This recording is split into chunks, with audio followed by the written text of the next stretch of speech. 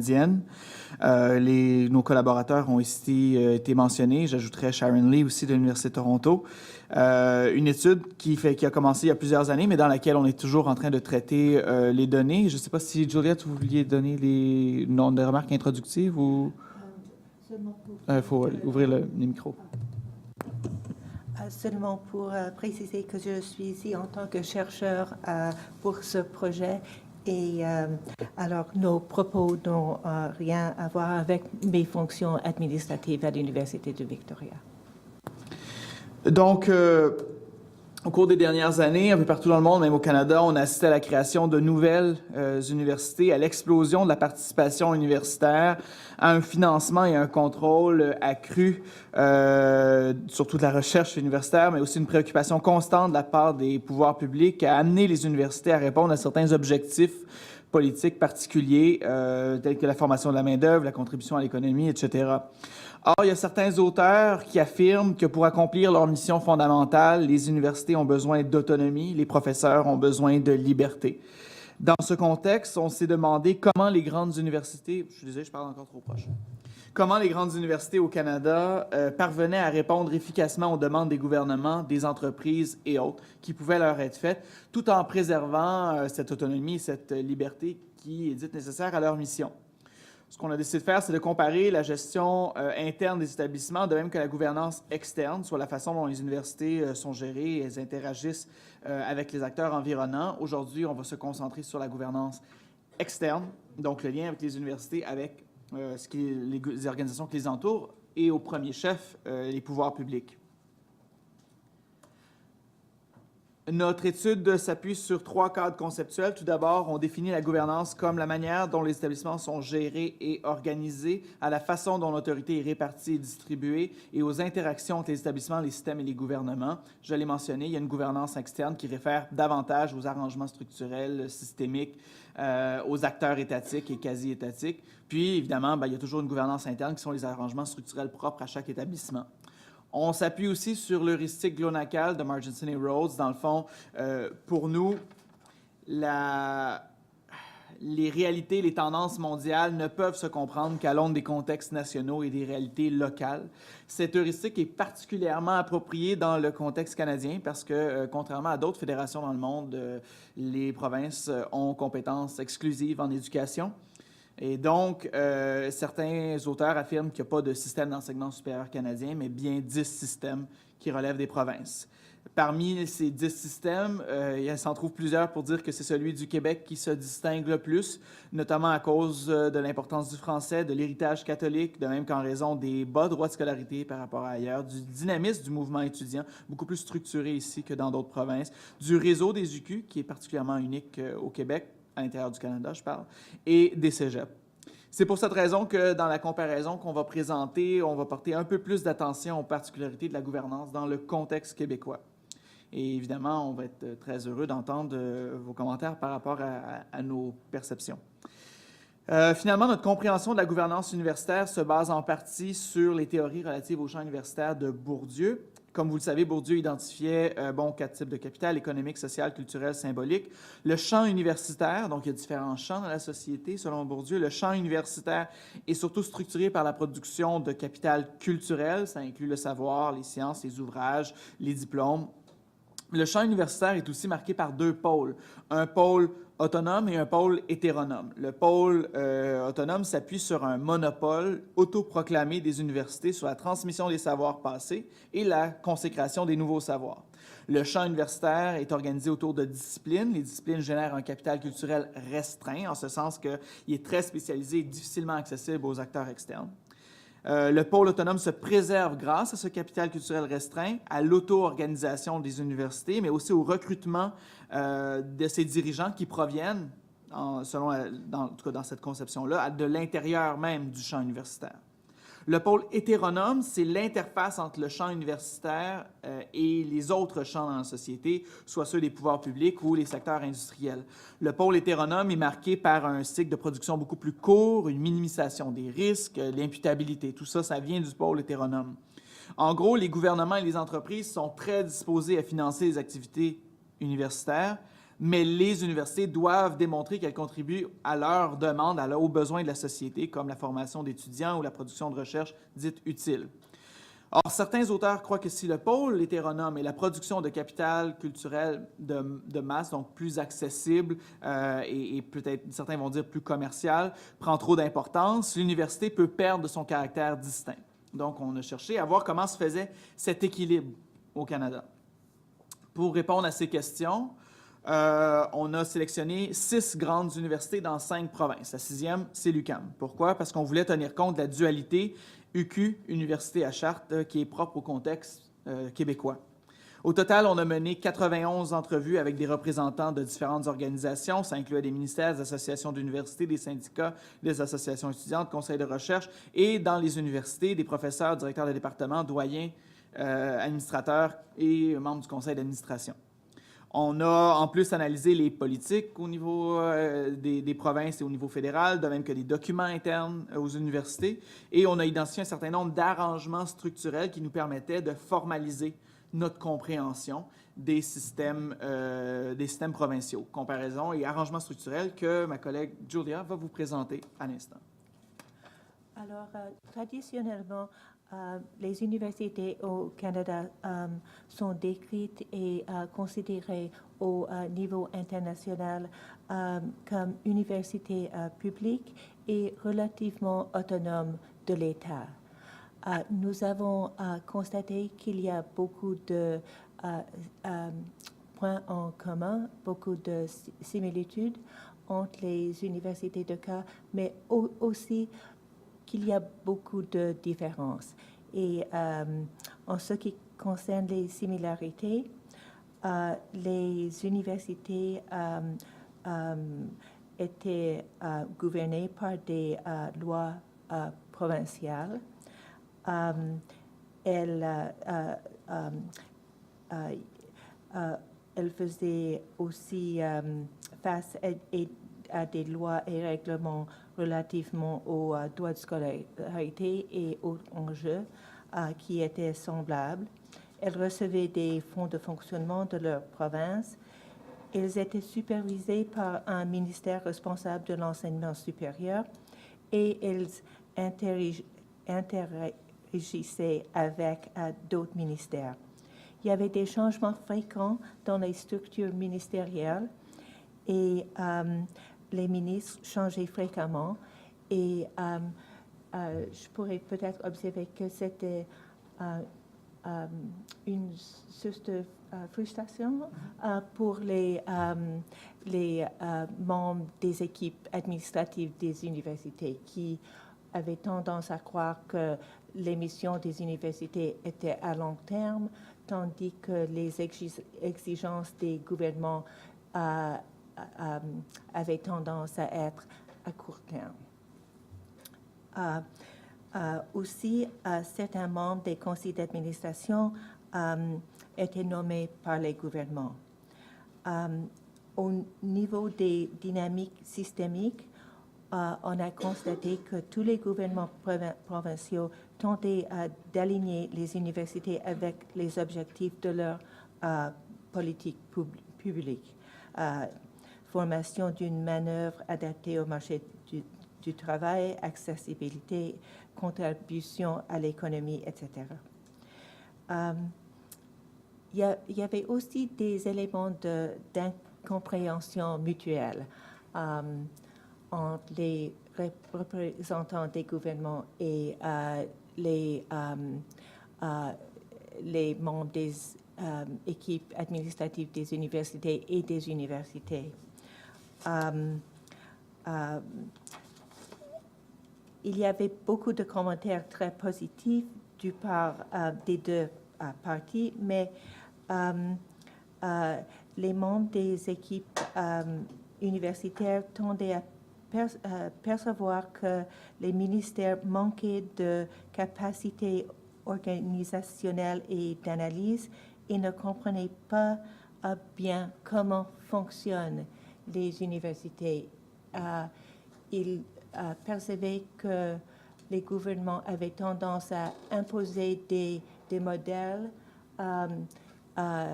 qui from other sources aux universités. Tandis que plusieurs représentants de gouvernement percevaient que les universités ne jouaient pas les rôles qu'elles le devaient dans le développement socio-économique, qu'ils étaient trop satisfaits avec elles-mêmes et qu'elles manquaient de gratitude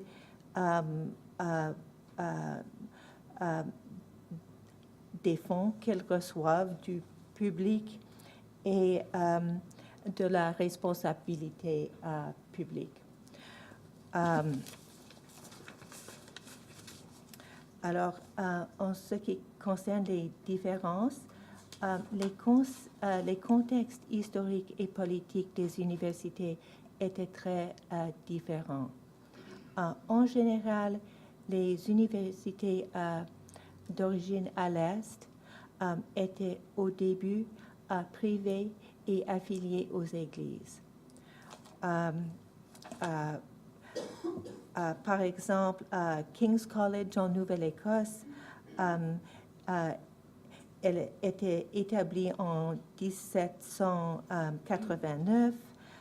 Elle était de religion anglicaine et était orientée d'origine à l'enseignement de l'élite de la colonie. Par contre, l'esprit dont on a établi les universités à l'ouest du pays au XXe siècle était très différent. Ils étaient fondés par les gouvernements provinciaux comme institutions explicitement laïques et publiques. Le recteur original de l'Université de l'Alberta, dans son premier discours aux diplômés, a dit a modern state university must relate as closely as possible to the life of the people. The people demand that knowledge shall not be the concern of scholars alone. The uplifting of the whole people of Alberta shall be the university's final goal. Alors, si je peux vous donner une traduction approximative, c'est une université publique moderne doit s'engager dans la vie du peuple. Le peuple demande que le savoir n'appartient pas seulement aux savants. Le relèvement du peuple entier doit être le but final de l'université. Alors, c'était une conception très différente que de celle qui a inspiré la fondation des universités à l'Est. Et le Québec est unique, d'autant que la province a à la fois des universités à charte d'origine qui sont plus anciennes et l'Université du Québec, une université d'origine publique. Et est-ce que tu veux commenter à ce moment? Pour l'instant, à ce point-ci, non, je vais venir là-dessus. Okay. Alors, les contextes législatifs étaient aussi très différents. En Colombie-Britannique et en Alberta, il y a une loi qui gouverne toutes les universités. En Colombie-Britannique, cette loi gouverne les universités. En Alberta, elle gouverne le secteur postsecondaire entier. Par contre, les universités en Ontario et en Nouvelle-Écosse ont leur charte individu. Et on a constaté que ça change la dynamique entre les universités et l'État. Et ici, il y a aussi les deux, des chartes privées et la législation qui établit l'Université du Québec. Il y avait aussi des différences dans la manière dont les relations entre les gouvernements et les universités étaient structurées. Et je vais parler d'abord au sujet du périmètre comptable du gouvernement. Alors, le Conseil sur la comptabilité dans le secteur public de l'Institut canadien des comptables agréés établit les principes comptables généralement reconnus dans le pays pour le secteur public canadien. Selon ce conseil, le périmètre comptable du gouvernement englobe tous les organismes qui sont sous le contrôle du gouvernement. Et le conseil a des critères pour déterminer si un organisme est contrôlé par le gouvernement. Il y a plusieurs indicateurs majeurs comme celle-ci. Est-ce que l'organisme est gouverné, est-ce que le gouvernement a le pouvoir de nommer ou de révoquer une majorité des membres du conseil de direction? Est-ce que le gouvernement est responsable des pertes de l'organisme? Est-ce que le gouvernement peut orienter les politiques financières et administratives de l'organisme? En Alberta et Colombie-Britannique, les universités font partie du périmètre comptable du gouvernement provincial, ce qui leur donne moins de capacité décisionnelle sur leurs finances. Par exemple, elles ne peuvent pas emprunter de l'argent ni vendre de biens, assets, sans l'approbation du gouvernement. En Ontario et en Nouvelle-Écosse, les universités sont hors du périmètre comptable. Au Québec, les universités à Chartres sont sont en haut du périmètre et l'Université du Québec est à l'intérieur du périmètre.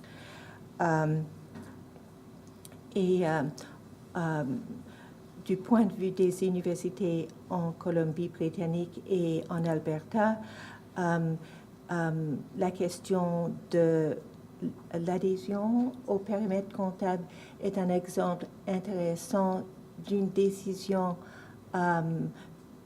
techno-bureaucratique qui semble avoir des implications majeures pour les universités à travers les décennies. Les relations entre le gouvernement et les conseils d'administration varient aussi d'une province à l'autre. Ça varie en termes de proportion des membres nommés par le gouvernement. Si le gouvernement nommé les membres du conseil sous la recommandation de l'université ou non, à Dalhousie University en Nouvelle-Écosse, le gouvernement avait besoin de nommer seulement sur la nomination de la recommandation de l'université, tandis que dans la plupart des cas, les gouvernements acceptaient des recommandations, mais n'agissaient pas nécessairement sur ces recommandations. Et les relations des gouvernements avec le président du conseil variaient beaucoup d'une université à l'autre. Et en Alberta, notamment, les présidents des conseils étaient considérés d'être responsables au ministère d'éducation, ce qui n'était pas le cas dans les autres universités et provinces.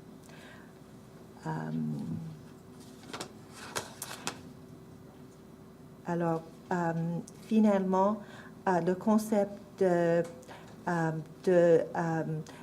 la relation avec le secteur public qui est un peu plus ambigu que le périmètre comptable variait d'une province à l'autre.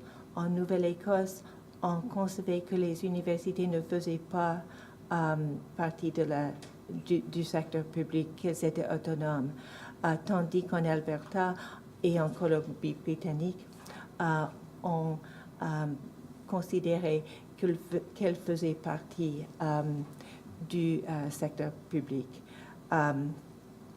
Et en Ontario, c'était aussi le cas, mais on considérait qu'elles appartenaient au secteur public dans le sens plus large. Alors, je pense que c'est le sommaire des similarités et différences. Et j'ai passé, au Québec, on disait les universités constituent un service public, mais il y a encore débat à savoir est-ce qu'elles font partie du secteur public ou non. C'est pas encore, et peut-être qu'on pourra avoir vos perspectives là-dessus. Passons un peu plus de temps sur le cas québécois. Depuis la Révolution tranquille, la coordination de l'enseignement supérieur se caractérise par une approche qui est caractérisée de graduelle et de consensuelle. Cette approche consensuelle a été mise de l'avant par la Commission Parent. Elle s'est formalisée à l'intérieur du Conseil supérieur de l'éducation. Elle a ensuite pris forme dans les États généraux de l'éducation en 95-96, le sommet de la jeunesse et le sommet, plus récemment, le sommet de l'enseignement supérieur. Toutes ces consultations ont fourni des justifications à une coordination accrue du système d'enseignement supérieur par l'État. L'autonomie institutionnelle, revendiquée plus fortement par les universités à charte, a forcé une évolution plus graduelle de cette intervention. Il y a débat à savoir si le système supérieur d'enseignement supérieur est davantage coordonné par l'État ou non au Québec. En fait, il n'y a pas de débat à savoir si les mesures d'imputabilité ont augmenté. Ça, tout le monde s'entend. Mais est-ce que ça veut dire que le système est plus coordonné ou pas? Il y a vraiment un débat là-dessus. Donc, il y a une augmentation au niveau des mesures de reddition de comptes. Les acteurs institutionnels et systémiques nous ont tous confirmé que les universités étaient plus contraintes, devaient produire plus de rapports, plus de bilans et d'autres mesures. Certains acteurs au niveau institutionnel doutaient toutefois que les ministères aient vraiment les capacités institutionnelles et organisationnelles d'analyser une telle quantité de données, surtout considérant le peu de rétroaction qu'elles disaient recevoir de la part des pouvoirs publics. Et je pense qu'aujourd'hui, on a eu d'autres présentations qui semblaient aller dans le même sens. Notons que le Québec est unique en ce sens que la loi sur les établissements de niveau universitaire oblige les établissements à remettre un rapport annuel à la Commission de l'éducation et de la culture de l'Assemblée nationale. Il n'y a aucune autre province qui fait ça. Et les dirigeants des universités, doivent se présenter devant cette commission au moins à tous les 3 ans et commenter sur leur taux de graduation, leur coût de gestion, etc. Ça fait aussi partie du moins d'une certaine imputabilité ou peut-être d'une coordination. Notons aussi que les ordres professionnels jouent un rôle non négligeable au Québec dans la coordination de l'enseignement supérieur. La plupart de ces ordres comptent un comité de formation qui inclut des représentants des universités et aussi du gouvernement. L'approbation des ordres pourrait, selon la perspective de Bourdieu, je vais ramener un petit peu de théorie là-dedans, pourrait renforcer la légitimité et le capital symbolique des universités auprès des étudiants, des entreprises, de la population. L'approbation d'un ordre professionnel, ça légitime, en certain sens, aux yeux du public extérieur, aux yeux du pôle hétéronome, ça légitime ce que fait l'université.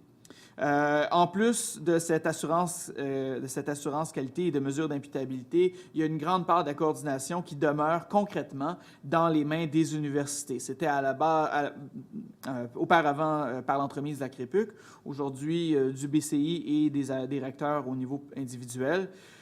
Notons d'ailleurs que cette coordination par les universités se serait probablement affaiblie suite à 2 événements qui ont lourdement miné la crédibilité des administrations universitaires. Ça commence avec les difficultés liées à l'îlot voyageurs de l'UQAM en 2007, puis la grève étudiante de 2012. Les acteurs qu'on a interviewés au lendemain de la grève étudiante considéraient que les recteurs avaient été passablement critiqués pendant cet événement et qu'après la crise, la dissolution de la CREPUC aurait amenuisé la capacité des universités à se soustraire à une intervention étatique. Dans le fond, cette dissolution-là aurait miné une espèce de front commun qui permettrait à l'État positivement ou négativement, mais d'intervenir davantage. Il y a certains acteurs qui avaient une vision très, très positive de ça et qui souhaitaient, ils disaient c'est parfait, ça va laisser plus de place à la création d'un Conseil national des universités qui pourrait prévenir certaines dérives administratives. D'autres considéraient que, bon, c'était plus négatif, ça venait de fragiliser le secteur. Donc, je serais curieux, évidemment, vous êtes tous dans le secteur universitaire, je serais curieux d'entendre vos commentaires là-dessus. Nos résultats, pour l'instant, sont très préliminaires. La deuxième dynamique que je veux aborder avec vous, c'est celle de l'autonomie institutionnelle ou de l'apparent conflit entre autonomie institutionnelle et liberté universitaire qui, dans notre étude, n'est sorti avec autant de clarté qu'au Québec. Il n'y a aucun autre endroit où il y avait une telle perspective, un tel conflit de perspective entre les différents acteurs. L'autonomie, c'est l'indépendance des universités par rapport aux autres organisations et principalement dans ce sens-ci par rapport au gouvernement. Elle est perçue comme essentielle aux missions universitaires. Au Québec, les représentants étatiques, donc la première chose par rapport à l'autonomie, c'est il y en a-tu ou il n'y en a pas. Les visions divergeaient. Au Québec, les représentants étatiques affirmaient que les universités jouissaient d'une grande autonomie, qu'elles évoluaient dans un milieu privilégié et que peu d'organisations dans le secteur public avaient autant de latitude qu'elles. À l'inverse, quelques hauts officiers trouvaient que la tendance centralisatrice du gouvernement québécois et l'accroissement des mesures d'imputabilité allaient à l'encontre d'une tendance mondiale vers plus d'autonomie pour les établissements. La liberté universitaire, c'est différent. La liberté universitaire, c'est le droit et le devoir pour les professeurs de faire avancer le savoir et d'en assurer sa diffusion sans contrainte. Il y a certains groupes qui affirme que l'autonomie institutionnelle, elle est nécessaire pour protéger la liberté universitaire de l'influence de groupes externes. C'est une position qu'on peut retrouver dans les documents de la CRUPUC, de l'Université Canada aussi. Il y a certaines études au Danemark et en Nouvelle-Zélande qui suggèrent que les plus récentes réformes au niveau de la gouvernance des universités auraient favorisé l'autonomie, mais certains membres de la communauté universitaire disent que cette autonomie institutionnelle aurait nui à leur liberté universitaire. Au Québec, des représentants des associations étudiantes et des syndicats de professeurs ont ouvertement, et ça c'est vraiment la seule province où c'est arrivé, ont ouvertement réclamé une limitation de l'autonomie institutionnelle afin de favoriser la liberté universitaire.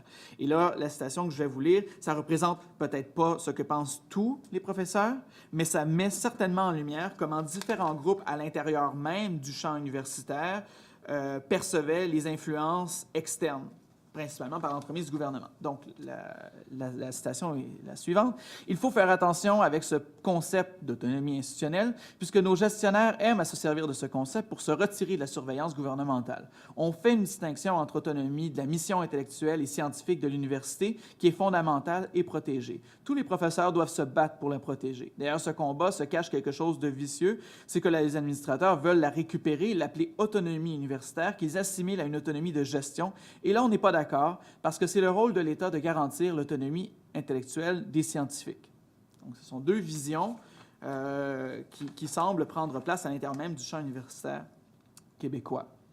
Je vais passer à la suivante sur les influences du gouvernement fédéral et je vais laisser la parole à Julia. Alors, le gouvernement fédéral était beaucoup moins visible que les gouvernements provinciaux. Ce que nous avons interviewé, on parlait beaucoup plus des actions des gouvernements provinciaux et aussi des ordres professionnels. Néanmoins, nous avons constaté que le gouvernement fédéral a eu une influence importante sur l'évolution des universités et de la gouvernance universitaire. Nous avons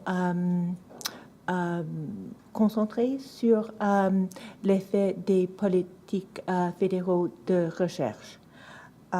Et ce qu'on a vu était un déplacement de recherche de production culturelle à restreint dans les termes de Bourdieu, qui ressemble en général à le mode 1 de Gibbons envers la production culturelle de masse et aussi le mode 2, qui est un peu plus complexe que la production culturelle de masse dont Bourdieu a décrit.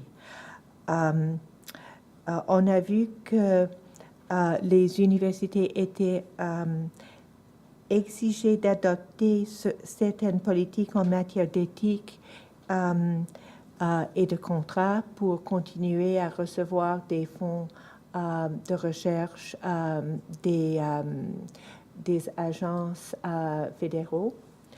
Et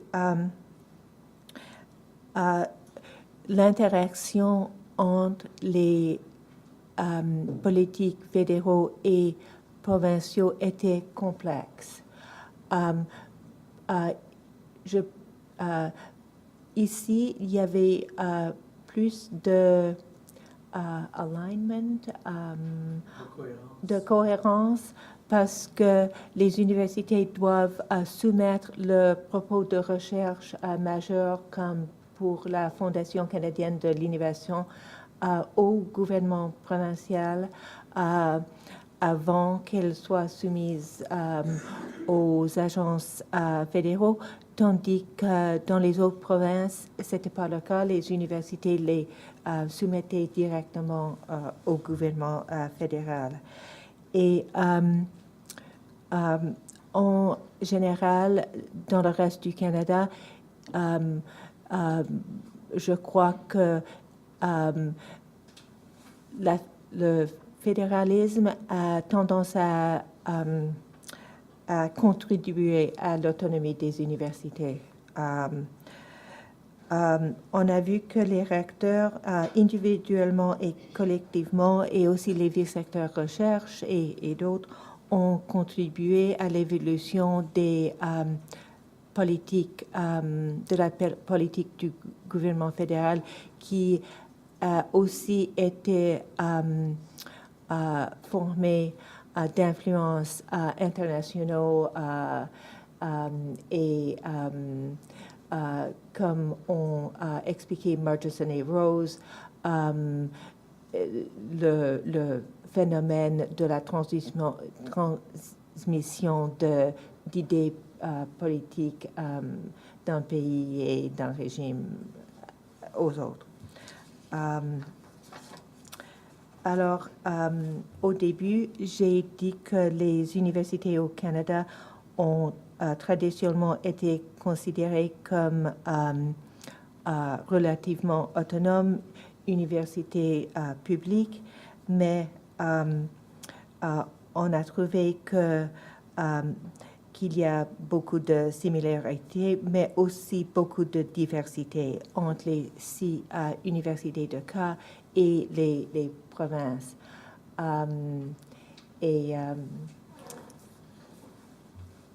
En fait, on va terminer notre présentation vraiment là-dessus. C'était intéressant de voir que la gouvernance universitaire, elle varie et il y a même certains chercheurs dans notre équipe qui disaient, est-ce qu'on ne pourrait pas faire un continuum, contrôle, autonomie à différents niveaux, placer les différentes provinces là-dessus en prenant en compte les différents arrangements structurels. En fait, les universités à l'Est semblaient pouvoir s'appuyer sur davantage d'arrangements structurels très légaux, très fixes, comme les chartes privées, une nomination le nombre de nominations de la part du gouvernement beaucoup plus petite, l'exclusion du périmètre comptable, l'exclusion du secteur public pour préserver leur étanchéité d'université comme institution intégrée et autonome. Versus, par exemple, l'Ouest qui avait moins ces arrangements structurels-là. Au Québec, c'est intéressant de voir la distinction. Les universités, en fait, il n'y avait pas... différence entre les UQ et les universités à charte était... les UQ, certains disaient, ils sont un peu moins autonomes, mais les UQ disaient, non, on peut quand même s'appuyer sur une espèce de tradition universitaire qui dit que même si, oui, on fait partie du périmètre comptable, puis oui, on a une loi pour l'ensemble du secteur, on est quand même capable d'utiliser ces arguments-là plus symboliques pour préserver notre autonomie.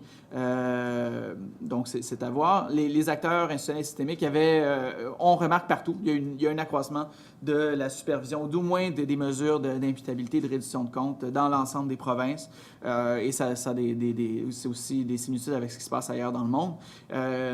les communautés à l'intérieur du champ. On avait au départ une vision un peu bourdieusienne du champ universitaire, pôle autonome, pôle hétéronome, et bon, voilà. Mais il semble avoir à l'intérieur même, même du pôle autonome, ou en tout cas du champ universitaire, des communautés qui ont ou qui souhaitent différentes interactions avec les acteurs externes. Donc, autant, par exemple, du côté des hauts officiers, de certains hauts officiers, on pouvait avoir une perspective, une opinion peut-être plus favorable de l'influence des ordres professionnels et des entreprises, autant on pouvait avoir du côté des mouvements syndicaux étudiants un souhait plutôt que ce soit les acteurs étatiques qui interagissent plus de façon plus serrée avec ce qui se passe à l'intérieur de l'université.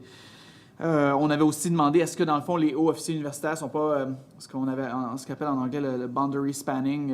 L'idée, dans le fond, c'est qu'ils ne sont pas à la frontière, dans le fond, puis que ce n'est pas un peu par eux et leur propre, comment eux conçoivent l'université, que finalement, qui va permettre que dans une certaine université, il va y avoir une influence davantage plus grande du pôle des acteurs externes ou plus petite. C'est des questions qu'on essaie qu'on met sur la table et qu'on va explorer davantage avec nos résultats. Et finalement, la dynamique non-locale, elle est essentielle parce que, dans le fond, on a nos universités qui interagissent avec nos pouvoirs provinciaux, mais les recteurs ont aussi une influence au niveau du gouvernement fédéral. Même les syndicats font partie des fois de fédérations syndicales, plus au Québec, ça dépend toujours desquelles, mais au niveau national, et ça se joue sur beaucoup de niveaux. Et évidemment, au niveau mondial, les universités qui jouent aussi et qui interagissent à travers les frontières. Et pour nous, tout ça vient un peu rendre plus complexe une étude de la gouvernance. Donc, on va terminer là-dessus. On est très heureux d'apprendre vos questions et vos commentaires. Et voilà, merci. Merci beaucoup.